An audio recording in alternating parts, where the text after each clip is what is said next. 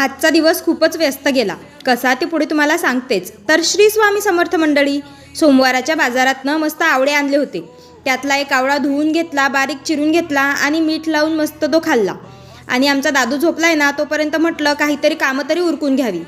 मग आपल्याला गुलाबजाम बनवायचे होते आजच्या बाजारासाठी. त्याच्यासाठी पाण्यामध्ये साखर टाकून तो विरघळायला ठेवला आणि गुलाबजामचा आटा लावून घेतला. आटा छान मुडतोय तोपर्यंत आपले भाजीपाला निवडायचा होता. तो निवडून डब्यांमध्ये अरेंज केला. आणि ही प्लास्टिकचे डबे बघा किती युजफुल आहेत. सगळा भाजीपाला 8-15 दिवस छान राहतो त्याच्यामध्ये. मग वाटाण्याच्या शेंगाही सोलायच्या होत्या.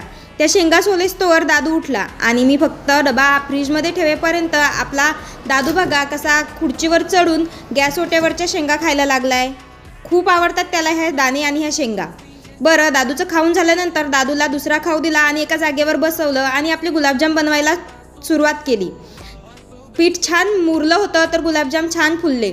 संध्याकाळी एका बर्थडे पार्टीला जायचं होतं. त्याचीच ही लाडीगुडी आहे. त्याला म्हटलं पी घेशील तरच तुला मी बर्थडे पार्टीला नेते. आणि ही बघा बड्डे गर्ल, तन्वीचा आज बड्डे होता. ही सगळे आमच्या एरियातली मुलं आहेत. आणि मीही तिचं ऑक्शन करून घेतलं, तिला गिफ्ट दिलं आणि घरी आलो. आणि घरी आल्यानंतर आमची तिघांची अशी मस्ती चालू असते. चला आता आम्ही व्हिडिओ इथेच एंड करतो. तुम्हाला आमचा व्हिडिओ आवडत असेल तर सबस्क्राईब करून